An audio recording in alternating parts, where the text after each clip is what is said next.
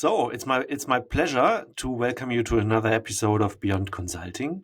Today we are joined by Christian Bibow, a transformation leader with over 15 years of experience driving change across some of the world's most dynamic industries, from travel and tourism to tech, retail, and fintech. Christian's career has taken him from shaping billion-dollar commercial programs at Expedia to leading major operational transformations at Gusto, Clyde & Co., and most recently also being involved with NEOM's tourism distribution framework, one of the boldest ecosystem projects in the Middle East. Christian, welcome to the show. Thanks for having me, Christian. It's a pleasure. Yeah, it's a nice name, so I hope we don't get our listeners confused. But, always great to have two Christians on the podcast. My pleasure, Christian. And maybe to kick it off, you've led the transformation at some of the most recognized names in the travel and tech, from Expedia to NEOM. Can you start maybe telling us how your journey through these industries shaped your understanding, how you went up in that industry and in digital transformation? It's my journey here. It's unusual, I think. I started a long time ago in a nightclub, running a nightclub. I worked in hotels. I've been general manager of multiple hotels and hospitality industry in Norway and in the UK. I've since then sidestepped through my career to other roles, ending up in the digital technology, FMCG, retail, tourism, transformation roles, leading back to my operational ethos as to how do we actually operate better? How do we do things more streamlined? How do we make this business work better? Mm-hmm. And you have such a vast experience over so many years. How would you define true digital transformation? Yeah, and maybe also in regards to the travel industry, of course, where you have a lot of experience. I think a lot of people talk about transformation as the be-all and end-all that we need to do a transformation. For me, it's about three things, and it's people, it's processes, and it's tools. Mm-hmm. Technology for me is always just a tool. Technology in itself is not the end solution. You need to make sure the people and the processes are there, and then the tool is how do you enable this to work better and more efficiently and simpler for people. Technology, in my mind, should remove the noise around you. It should help you clarify what you need to do and make it clearer for people where the challenges are, mm-hmm. rather than create more hurdles or create more problems for us. I very often say technology is fine when it works. We all know how we struggle when our laptops break down and the button doesn't work and those kind of things. And this is what I mean. The technology should be there to enable us to do things and allow us to think clearer and better. Mm-hmm. And we're going to deep dive maybe in some of those examples later on. But in an abstract way, of course, it's about the people, the systems, and the processes. But when we speak about travel and tourism, also it sounds to a lot of people probably like one industry, the travel and tourism industry. Yeah. But we know it's not true. There are multiple industries behind it. There's the hotels, there are the online platforms, online travel agencies, OTAs. There is airlines. There is all sorts of ecosystems, players behind it. And of course, they all have their people, processes, and tools. Can you decode that landscape a bit for us? How does it look like, and where are maybe also particular challenges that players in the field have? Yeah, so travel and tourism is a very, very interesting industry. You're right, Christian. It goes everywhere from very small operators who family-led small businesses to the large global international operators. I'm talking the large airlines. I'm talking the large online travel agents, the large travel agents on the high streets. And as people will then understand, is the fact that the smaller businesses, the family-run operators, they very much historically would have run on handwritten notes, spreadsheets, post-it notes, emails, etc., while the bigger ones are running on technology these days.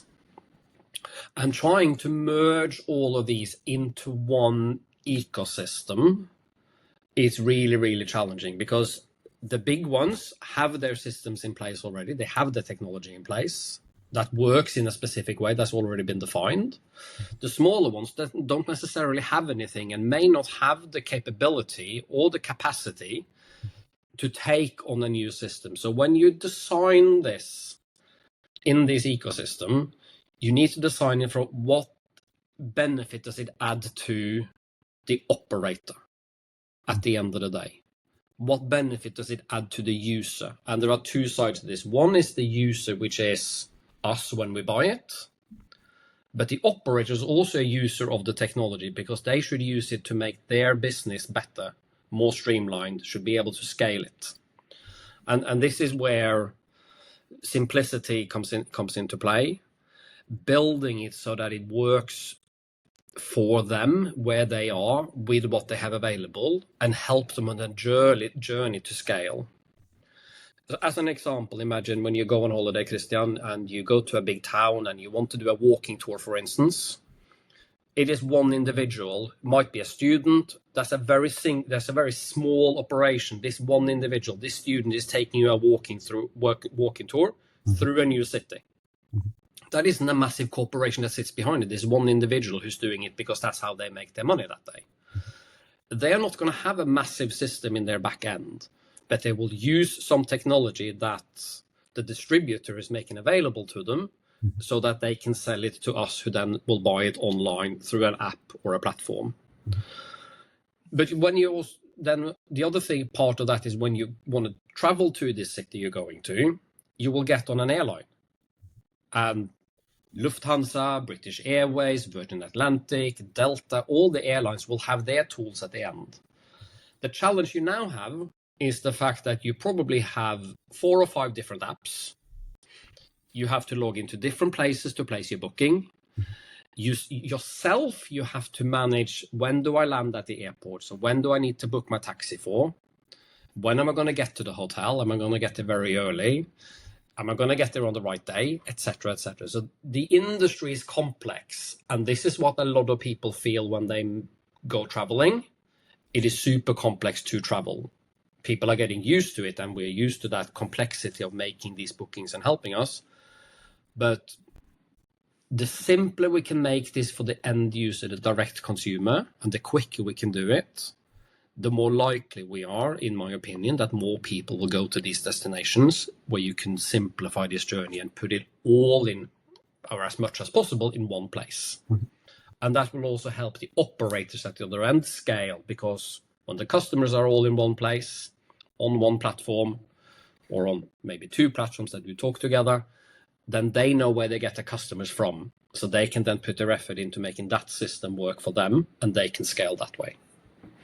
And when you just, I know exactly what you're talking about. Yeah, I'm thinking of like going on a flight with a family, which is already multiple people, not just one, different ages. Maybe also you want to have 2 checked-in baggages, but not 4 for everyone. Then I put it in the platform. But like, and then you start the booking process, and what dates are the most expensive one, of course, where the school holidays are. Yeah. So you also, it depends probably, and it's a significant amount of the budget, depending on the day of the flight. So you need to do a lot of research on it. And maybe there is a technology solution, as you describe it, like, synchronizing the platforms better. What I see discussed also is, of course, having agents for you. So being my personal AI booking agent, let's see, who goes on different platforms and checks stuff for me and knows my preferences, and ultimately maybe even makes the booking. So there could be agents that basically take away that complexity. You don't need to solve it, but they take away the task, so to say. And where do you see that going? This is very, very interesting, and AI in this field, I think, might revolutionize some of our dreaming aspects of going somewhere. The aspects of when you sat on the sofa with your family, thinking about where you want to go, what can I find out there? At the moment, historically, it's just been up to my own imagination on where I think I want to go. What names do I recognize? I need to get a map out. I need to think about new things. What AI might offer us in this dream part of the booking journey, which is the first one that's coming up when you're thinking about your next holiday, they will be able to search the internet, the globe, for other things that you haven't thought about before with more open-ended questions. So give me a list of the top 100 interesting destinations for a family of 4 with these current parameters. And the large language model will just throw through everything really quickly. I come up with a list of things for you, and you can start picking from it. AI isn't perfect yet, but it's growing and it's getting better and better. I used it a couple of weeks ago when I was trying to very quickly get some of my family from one destination to the other. I found some faults in it, and because I was looking for flights from one destination, they had to do a layover. But when you actually went to book it, those flights didn't exist, because what it had relied on was historic flights in this destination. It hadn't been able to go in and find actual flights on that date. And this is where the technology will improve over time. At the moment, with AI, you have to do a lot of checking yourself. AI does a lot of great things, but currently it doesn't take away the expertise and the human brain's ability to connect dots that isn't obviously clear in the data.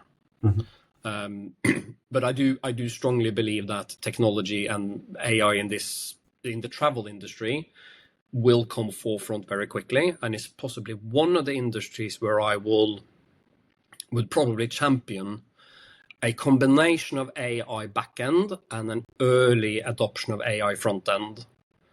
And you may have seen in the news, Expedia recently launched ChatGPT into their booking agent.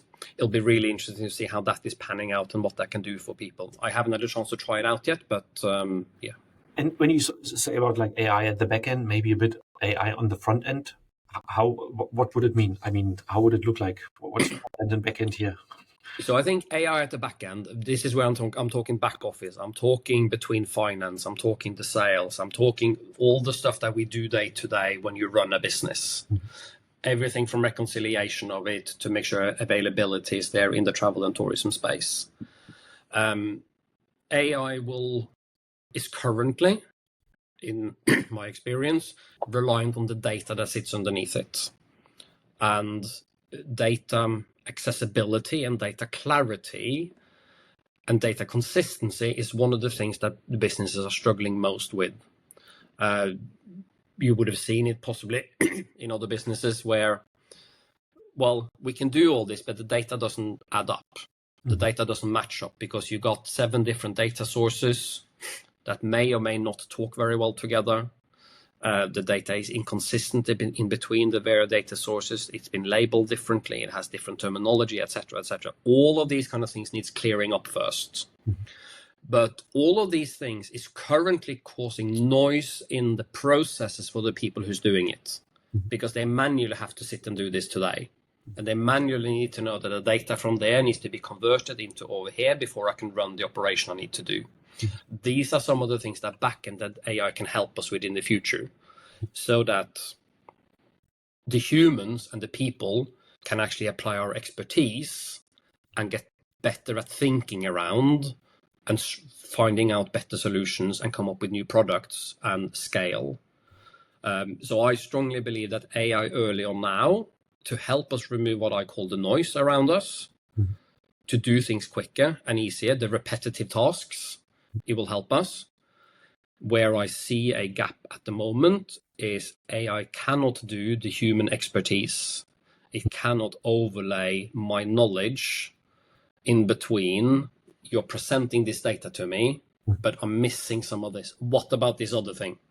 It can't do that yet. It might come in the future, and AI agents are getting more and more capable of it, but there is some things that are still missing. And I think in your concept of beyond consulting, the human expertise is still critical, even with an AI as a tool that sits underneath it. And for me, AI is still just a tool. It doesn't have the autonomy to think on itself. It is a large language model, and that's what it does.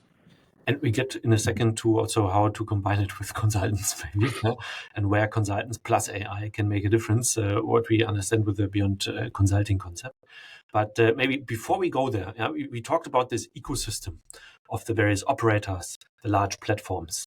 And now AI will also help us, streamlining the process, streamlining the data sources, maybe, making them speak. And one could maybe think, the world is taken. There are no more white spots, also in the tourism industry, about developing stuff. But there are those rare occasional moments in time where maybe there is another white spot. And that, I think, was one with NEOM also developing the Tabuk region, where, as I understand, you were helping as an architect to really develop a new ecosystem also from ground up. Very little was there before, enabling the digital infrastructure from scratch. And as you have this experience now, my question would be like, how important are these ecosystems? And how should people think about these ecosystems in the travel and tourism industry? I think it's a really good question, Christian. And I think in today's world, these ecosystems are critical and crucial for the growth of the tourism industry in these countries. The opportunity is there now is that you don't have any legacy system that you have to tie in. Mm-hmm. You don't have any legacy system that I sometimes classify as being held together with gaffer tape and string. So when you create now a new ecosystem from scratch, you have the ability to build it as a whole, as a single unit, where every part of the distribution chain, the value chain, can put in and take out what they need at any given point in time. Mm-hmm. So therefore, when you do this, when you create this platform that sits as a middle layer between the operator at the bottom and the consumer at the other end, and all the way in between, you can create a way for the smaller businesses to scale and the bigger businesses to also come in and be part of it all, because the system will allow everybody to operate within it quicker and easier. And this is where I'm talking about in new destinations. A lot of it is built from ground up by the smaller operators to begin with, and they will grow and they will scale. So if you add the tools to them early on, they will be able to do that quicker, and they can therefore tap into the mature market customer who may have some expectations. We may be expecting the wrong thing, but if we expect to be able to go everywhere and do things in a certain way, if you can partially give as a customer, if you can partially give me that, I'm more likely to do the things that you think I'm going to do. Mm-hmm. Can you make an example here? Because I'm always, almost get stuck. I'm not sure if you can answer it. But you say you are a little operator. You have a hotel, or even you are that one person doing the city tours, whatever it is. And you need to pay a huge commission to this booking platform. How does it actually help you to scale? Is it the visibility that you gain through that platform to various customers? How does it help you to scale? And also, and that's probably a more philosophical question, but how do you get sort of like the distribution right in that value chain? Who is actually contributing to what in which way, and has a fair margin? So in a new market, and when we did this, it was created as a single platform that had a single control layer in the middle as part of the value chain. Mm-hmm. So therefore, when we talk about the huge commissions, etc., if the entity that controls it in the middle is on a national level or on a regional level, that entity can set that commission at a sensible level at that point in time, so people don't lose out too much, but you also then the end result is a market competitive price. This means that other parts of the value chain also have to do the same thing. Mm-hmm. So there is less commission going through, but when you scale and when you grow, you're starting out at a different price level. You need to allow people to come. So it also goes back to which customers are you wanting to reach. Mm-hmm. From a smaller operator perspective, it's getting access to the customer where the customer is when they want to be there. Mm-hmm. So if, as an example, you're a small operator, you do a city tour, and there are cruise ships, for instance, coming into this port, this city you're going to. If the passengers on this cruise ship have access to the platform, either on the ship or through their booking process, they plan their journey when they land in this port and they want a city tour and they want a guided tour, or they want a shopping experience. When you get those operators onto this platform, all of a sudden they got access to the multiple thousands of people who are on the cruise ship. So you become a captive market. So for them, it's a volume-driven approach. It is the access to the distribution. It is making it available to people across the globe. And when you then attaching the larger tour operators at the other end of it, who's got the bigger funnel where everybody's coming into, I'm saying everybody, but people use Booking.com, Expedia, the big travel agents on the Dare Tour in Germany, for instance. When you go to that level, people are coming in there, but when you then feed the operators in from underneath, everything from a restaurant to a city tour to a taxi to a transport, whatever it is, you feed that up there. People coming in and they booked something, then they got access to these auxiliary services, as we call them, in the destinations, and they'll come afterwards because people will book the transport and the hotel first, and then they start looking at other things. It's getting the operator into the distribution network and into the distribution system. And if you funnel this, everything, all the operators in from one end into one platform and all the tourists in from the other end into one platform, rather than in multiple different platforms across the board, then you'll have everybody in one place and everybody can get access to it. And that is one of the biggest things that any new destination, it has happened before and it will probably happen more in the future, getting this platform in the middle controlled by a state agency or a government or a nominated agent in the middle will help everybody grow, and it will also help the tourists getting there and getting access to stuff that they may not know about is there because it's in one place. Thanks for sharing that. And we talked about now a lot about the ecosystems, the platform in the middle. Of course, we want to speak a bit beyond consulting also. Now there are a lot of challenges you mentioned on the data side, on the process side, bringing things together, bringing those larger platforms also to life. What's your perspective? What's the biggest blockers at the moment in the travel and tourism industry? You mentioned that there's a data legacy and legacy systems, of course. What are the biggest challenges there? And also, what role do you see consultants playing in helping the industry to come over it? I think I worked in the last 10 to 15 years as an interim consultant, and what you do as an interim is about you come in and you find out where the challenges for the business is, and you'll have a problem statement or you have a challenge that the business is posing, and you're starting to unpack this one to try and figure out where the actual challenge is, and then how do you build solutions to rectify this. And this is what I enjoy doing, and this is what I've done very successfully, I think, for over the last a few years. Is how do you unpack what the problem actually is versus what people think it is. The problem may not always be clear. Is it the data legacy? Is it the fact that the processes are not in place? Is it that the distribution isn't working? It's not always 100% clear, but you need to start unpacking it first. And as a consultant, for me, it's about bringing the solution to the table and then working through how do we best get to the end result of what the business needs to be. Where does the business want to be in 3 to 5 years' time? How do we get that in such a way that we can do a transformation?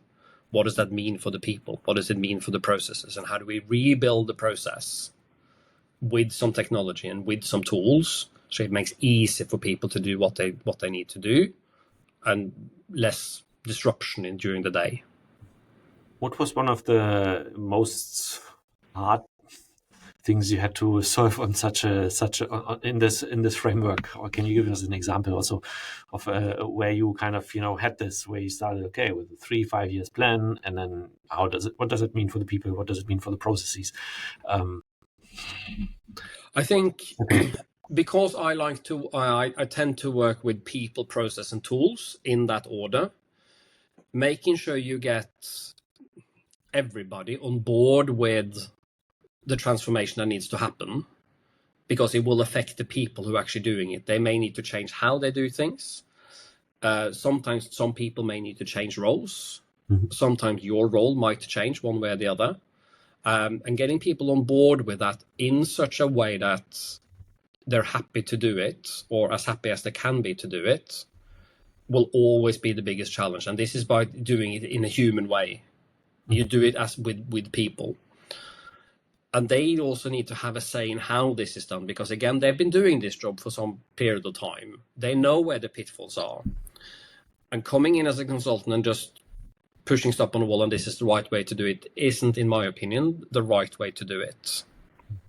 You may have an idea where you want to get to and how you can get there, but getting the people who are on the ground doing this day to day to help you figure out what is the right solution, what's the process, where does the process need to change, and therefore what tool do we need to make that happen, is where, in my experience, the biggest changes happen and is where they happen quickest.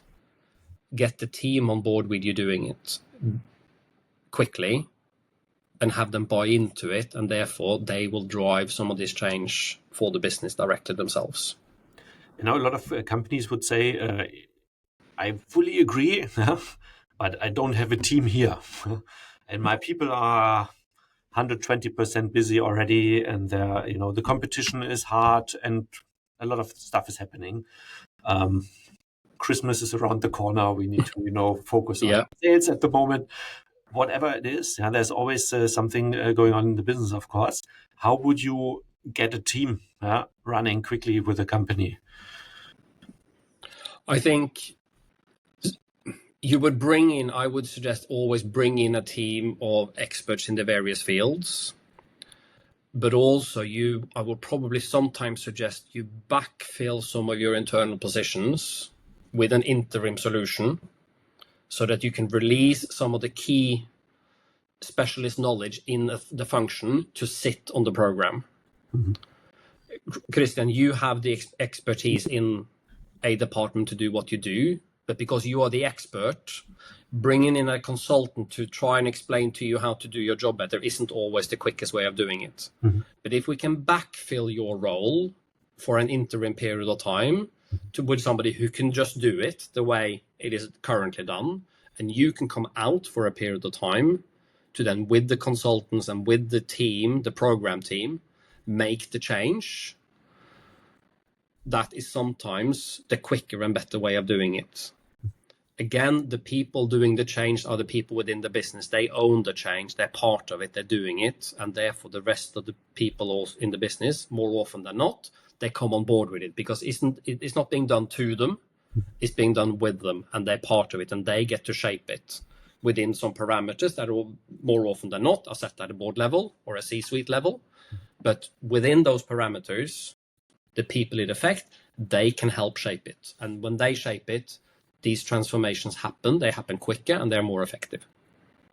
I think that's a very nice closing, actually. Christian, thanks very much for being on the podcast today. Thank you. Maybe we have a mini, rapid, quick fire and teaser questions at the end. Those are completely unrelated. A bit fun. There is no right or wrong, and maybe just a quick answer instead of a comprehensive one. But are you ready? I will be as ready as I can be, yes. So here we go. What's one travel innovation you wished existed today already? Ooh. A jetpack. Jetpack, yes. If your digital strategy were a destination, what would it be? I would be in a ski resort. Ski resort, yes. AI or human tech, what wins the traveler's heart? I think the human touch wins the traveler's heart still. I would very much agree. Which travel disruption trends excites you the most right now?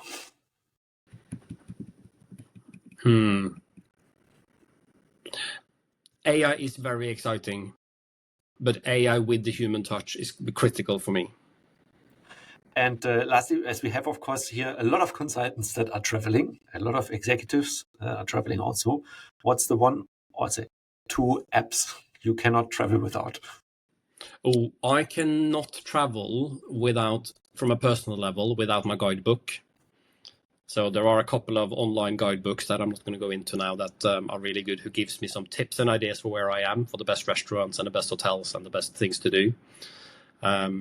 When I go somewhere where I don't think I'm going to have data signal, I still carry a guidebook with me in my backpack. Christian, thanks very much. It was fun having you today. It's been really my pleasure. And of course, people can reach out to you on LinkedIn also, find you there in case of any questions. Of course. Thanks for being here today. Thanks for having me, Christian. It was a pleasure. Thank you.